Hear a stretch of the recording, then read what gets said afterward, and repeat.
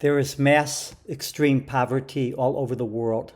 Wars, terror, genocide in the Sudan, Congo region, Yemen, Myanmar, and elsewhere. War, starvation, and extreme poverty and oppression of women and girls in places like Yemen, Somalia, Sudan, Afghanistan, Libya, and far more. Brutal, oppressive regimes that are far too common and that are destroying the lives and futures for hundreds of millions of people.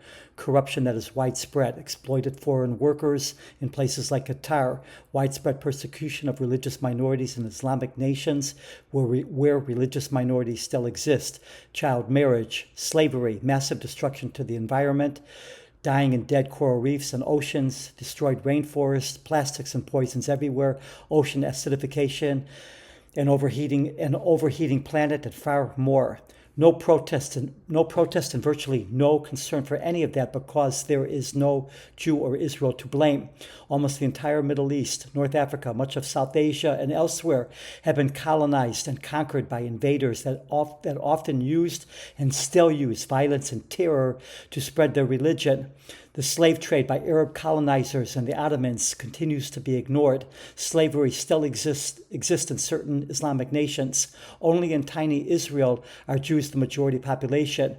There is a massive effort to destroy Israel, the land where most of the world's Jews live, and exterminate and drive out the Jews. The genocidal goal is often overtly stated. Other times it is hidden behind lofty language and slogans. Most people in the world live on lands that were colonized, occupied, and conquered. Only when it comes to Israel are these used as excuses, false as they are, as the justification for the slaughter that is sought. There is a difference between opposing the government of Israel or the government of any nation and wanting a nation and its people destroyed, murdered, and driven out. The majority population of Israel are Jews and their descendants that were ethnically cleansed from Muslim-majority lands, including Yemen, Egypt, Syria, Lebanon, Libya, Algeria, Iraq, Iran, Jordan, and elsewhere.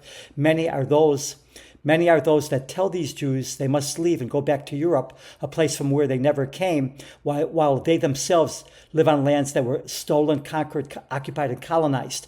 Jews had a kingdom, a nation on the land of Israel that was invaded and destroyed many centuries ago. The European Romans that conquered the Jewish kingdom renamed the land Palestine to erase the Jewish connection to the land. Despite being conquered, colonized, occupied, and where many were slaughtered and driven out, there has been a continuous presence of Jews living on their historic land of Israel for thousands of years. Hamas and company showed on October 7th, 2023, and well before October 7th, when Hamas unleashed suicide bomber after suicide bombers to strike schools, buses, grocery stores, and other civilian structures and targets, what they will do to Jews if given half the chance: murder, sexually abuse, kidnap, and commit other atrocities against the defenseless of all ages, including babies and children. Hamas retreats to their multi-billion-dollar tunnels to wage war and terror, using the civilians and children of Gaza as their human shields, having built not a single bomb shelter for the civilians above ground. Yet it is Hamas that is widely supported because their targets are Jews.